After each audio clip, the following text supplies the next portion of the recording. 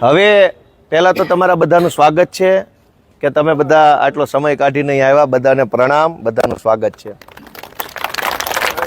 સામે ઓલું સફેદ પાટીઓ મારેલું દેખાય છે બધાને? આ નજીકમાં હાવ એ મુખ્યમંત્રીની ઓફિસ છે. ત્યાં પાછળ ઓલા કાચ દેખાય છે, પડદા જેવું દેખાય છે, ત્યાં અંદર જ એ બેહે છે. બહુ મોટી ઓફિસ છે, એમાં બધા મંત્રી બેહે. આખું નાનું બિલ્ડિંગ છે ને એમાં, અને આમાંય થોડાક બેહે. આનકોરે નાનું બિલ્ડિંગ છે, પછી આ મોટું છે બે બાજુ. મોટામાં બધા સચિવ બેહે, તમામ પ્રકારના સચિવો હોય. એક આખું આમ રેલગાડી ભરાય એટલા સચિવો છે અહીંયા. કામ શું કરે છે તમે જાણો, આપણે વખાણ કરવી ભૂંડા લાગવી. પબ્લિક જ એના વખાણ કરે કે શું કામ કરે છે. આવા 14 બિલ્ડિંગો છે. આવા આ દેખાય ને, જો આની અંદર 12 લખેલા છે. આવડું આ લગભગ 5 નંબર કે 4 નંબરનું. આવા 14 બિલ્ડિંગો ચારો તરફ છે. હજારો માણસો કામ કરે છે. કરોડો રૂપિયાનો પગાર છે.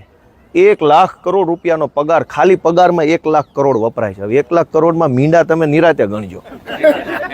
ગુજરાતની જનતા જે પૈસા ચૂકવે છે ટેક્સ પેટે, એમાંથી 1 લાખ કરોડ રૂપિયાનો તો ખાલી સરકારી માણસને પગાર જ વયો જાય કામ કરવાનો. હવે શું કરે છે ને કોની હાટો કરે છે એ તમે નિર્ણય લેજો આવતી ચૂંટણીએ. આવડી મોટી બિલ્ડિંગો, એસી, ગાડીઓ, ફૂલ સુવિધામાં તમને એમ લાગે કે આ વિદેશ જ છે. અહીં તમે જોવો છે ક્યાંય ધૂળે નહીં જોવા મળે, માખીઓ જોવા નહીં મળે, ગંદકી નહીં હોય, ટ્રાફિક નહીં હોય. ફૂલ ફેસિલિટીમાં જીવવાનું તમારા પ્રતાપે છે. અને એટલે જ હેઠે ઉતરવા તૈયાર નથી. હવે ખંભે બેસી ગયા છે. એટલે તમે આ બધું જોવો તો તમને ખબર પડે કે મત નકરા લઈ જાય પછી અહીં શું કરે તો કે મજા. કામ કરતા હોય તો હેઠે નું આવું થઈ ગયું હોય, કેમ અહીંયા જ આવું છે. એટલે તમે બધા આવ્યા. આ વિઠ્ઠલભાઈ પટેલ ભવન લખ્યું છે. વિઠ્ઠલભાઈ પટેલનું નામ કેમ છે અહીંયા? વિઠ્ઠલભાઈ પટેલ સરદાર પટેલના હગા ભાઈ હતા, મોટા ભાઈ. અને સંસદીય પ્રક્રિયાઓ જે છે, લોકસભા કેમ ચાલે, વિધાનસભા કેમ ચાલે, એના જે નિયમો છે, એના દેશના બહુ સૌથી બુદ્ધિશાળી માણસ એ જમાનામાં એ હતા.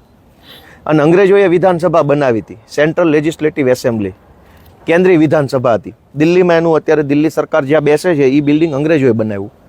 એના એ અધ્યક્ષ હતા અને ખૂબ બુદ્ધિશાળી માણસ હતા. એ જમાનામાં સૌથી બુદ્ધિશાળી માણસ કહેવાય વૈધાનિક બાબતો સંસદીમાં એ હતા. અને એના દિમાગના આઈડિયાથી તે આખી બધી પ્રણાલિકાઓ બની છે. અને એટલે એવા મહાન માણસનું નામ એ વિધાનસભા ઉપર રાખ્યું છે. આ બંને મોટા, આ નાના નાના બિલ્ડિંગ છે એ સ્વર્ણિમ સંકુલ છે. અને ઓલા છે એ સચિવાલયના મકાનો છે. ગાંધીજીના 2 પુત્રો બેહાડ્યો છે જો સામે, પણ મોઢું અવળું નાખ્યું છે. ગાંધીજી આંકોર જોઈને બેહી નથી કેમ કે આ જોવા જેવું શું છે. એ અવળું ફરી ગયા. એ અવળું ફરી ગયા. એ કે આમાં તમારે સામે મારે જોવું જ નથી. કે જોઈ લો કઈ બાજુ મોઢું છે.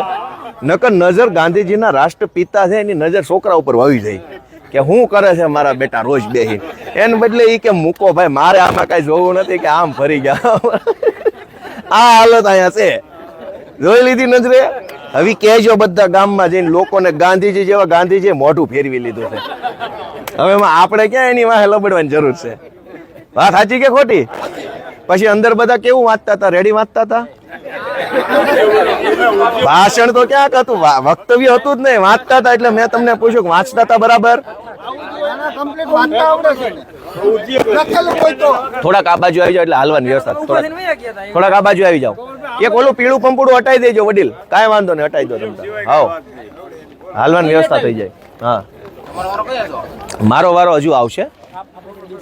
એટલે હવે વસ્તુ શું છે, 2 વાત છે. મારે અંદર જવાનો ટાઈમ થઈ ગયો છે. કે સરકાર કરોડો અબજો રૂપિયા ફાળવે છે. 4 લાખ કરોડનું બજેટ આવ્યું. એવડી મોટી મોટી વાતો અહીંયા બેહીન થાય છે. એના કરતાં 10% કામ હેઠે નથી થતું. તમે વાતો 20 કિલોની કરો તો 500 ગ્રામ તો કામ કરો. અમે એટલું જ કહીએ છીએ વિપક્ષ તરીકે, 500 ગ્રામ કામ કરીને દો. 20 કિલોની ભલે વાત કરી લીધી, પણ નહીં. ગયા વર્ષે 20 કિલોની કરી હોય તો આ વખતે 40 કિલોની વાતો કરે. કામ તો ગયા વર્ષે એવું ને એવું, આ વર્ષે એવું ને એવું. તમને જાણીને નવાઈ લાગશે કે સરકારનું બજેટ હમણાં આવ્યું, એમાં શહેરોનો વિકાસ કરવા માટે 33,000 કરોડ રૂપિયા ફાળવા. ગામડાનો વિકાસ કરવા માટે કેટલા ફાળવા? 14,000 કરોડ.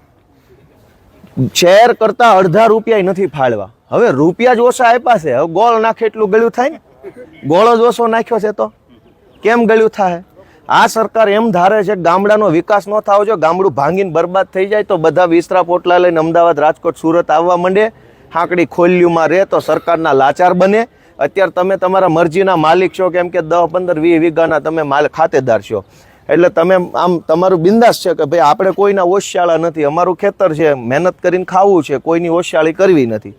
તમને ઓશિયાળા બનાવવા હાટું થઈ ખેતીનો વિકાસ ન થાય, ગામડાનો વિકાસ ન થાય, એટલે અહીંથી પૈસા જ ઓછા ફાળવા છે.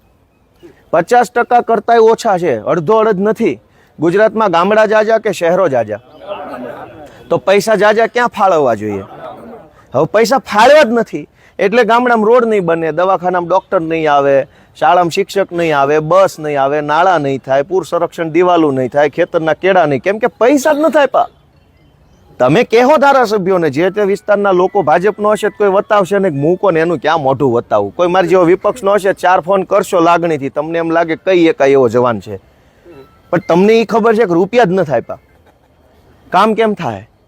14,000 કરોડ રૂપિયામાંથી તે અડધો અડધ રૂપિયા પગારમાં વયા જાય, સરકારી પગારમાં, અને બાકીના જાહેરાતમાં. કાંઈક વધે તો તમારું ન વધે, જય ભોળાનાથ. આ પરિસ્થિતિ ગુજરાતની તમે નજરે જોઈ શકો. સાંભળો ઘડીક, તમે નજરે જોઈ શકો કે ભાઈ તમે વર્ષોથી મત આપ કરો છો, પણ થાય શું અહીંયા? એટલે મેં તમારા બધાના આશીર્વાદથી આ બધું છે, નકર અહીંયા અમને કોઈ ગરવાય ન દે. નીકળો એમ જ કે સીધા, જ્યાં હોય ને બધે ઊભા છે, નહીં ઘૂસવા દેવા માટે. સામાન્ય માણસ જોઈએ જ નહીં, વીઆઈપી હોય તો ચાલે, પણ તમારા હાથમાં એ તાકાત છે કે તમે જેનું બટન દબાવો નહીં, માણસ આમ ઠપ ઠપ ઠપ કરતો વયો જાય, કોઈ રોકી ન શકે. અહીંયા અંદરે વયો જાય ને બારી આવી કે. એટલે હવે તમારે અહીંથી જવાનું છે જમવા. અહીં ગાર્ડનમાં ફરવું હોય ફરી શકો છો, અને હું તો કહું છું ફરો, થોડોક આંટો મારો, જોવો, આમ તમને એમ લાગશે કે આ વિદેશ જ છે. સુવિધામાં કાંઈ ઓછું નહીં હોય. ઝાડવા એવા છે જેના આપણને નામ ન ફાવે, એવા તો લઈ આવ્યા ઝાડવા. આમ આકાર તમે જોવો તો આમ સરસ મજાનો આકાર, ફૂલડા ના તે બધું જ હોય છે, બરાબર છે. એટલે તમે અહીંથી જોશો, પછી બસ બોલાવી જમવા જઈ અને તમે જમી લેશો. લગભગ કલાક, સવા કલાક થાય, જમીન કદાચ કલાક આરામ કરવો હોય તો થોડોક આરામ કરો, પછી હું તમને ઘર જોવા લઈ જઈશ. ત્યાં આપણે જઈ ત્યારે તાલુકા પંચાયતની સીટ વાઇઝ ઉપર જાઉં. પહેલા માળે મારું ઘર છે, એટલે પગથિયા ચડીને જાશું. બધા એક હામટા નાના ઘરમાં હમાહે નહીં, તો એક આરે એક તાલુકા સીટ ના જાય તો હું તમને બતાવી એક તમારા પ્રતાપે હું મળ્યું છે, અને તમે જ્યાં સુધી મત દેવો ત્યાં સુધી મળશે. તમે તાળું મારી દો, અહીં અમને કાઢી મૂકશે કે હાલો નીકળો, વાત પૂરી થઈ ગઈ હવે. એટલે પણ મારું એટલું જ કહેવાનું છે કે તમારા પ્રતાપે, પબ્લિકના પ્રતાપે, જનતાએ કેટલો પરસેવો રેડે છે ને, ત્યારે આ લોકો અહીં કેવી મજા કરે છે, અને ઊભા થઈને કોઈ કામની વાત ક્યાંય પબ્લિકનું આવતું નથી. માત્ર મોદીના વખાણ, માત્ર અમિત શાહના, હર્ષ સંઘવીના, જે ઊભો થાય ને વખાણ કરે છે, જે ઊભો થાય ને નકરું. અરે પણ 10 મિનિટ ખાલી માનની ભૂપેન્દ્રભાઈ પાછા એને મૃદુ બોલતા નથી આવતું, મુર્દું કરે. અડધાને તો મૃદુ એટલે કોમળ, એને મૃદુ બોલતા ને કે મુર્દુ મુખ્યમંત્રી. આવું હાવ બધું જય ભોળાનાથ હાલે. એટલે બધું ઈ તમે નજરે જોવો તો તમે માનો.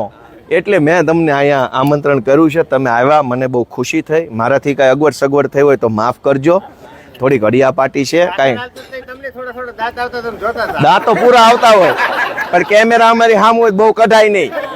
ઝાઝા દાંત આવતા હોય પણ કેટલાક કાઢવા, ઓલો અમારી સામે જો કે નકરા દાંત કાંઈક કરે, પછી શું કરવું અમારે રીતે, બરાબર છે. અને બધાનો ખૂબ ખૂબ હૃદયપૂર્વક આભાર. હું અંદર જાઉં છું. ધવલભાઈ, દિનેશભાઈ ને બધા આપણા સંકલન જોઈ રહ્યા છે, બરાબર. હમણાં પાછો હું તમને મળીશ. થોડુંક વહેલું મોડું થાય, થોડીક અગવડ સગવડ થાય તો કાંઈ ઓલું સહકાર આપજો બધા આપણી ટીમને, બરાબર છે. ચાલો રજા લો બધાની, ખૂબ ખૂબ આભાર. ચાલો.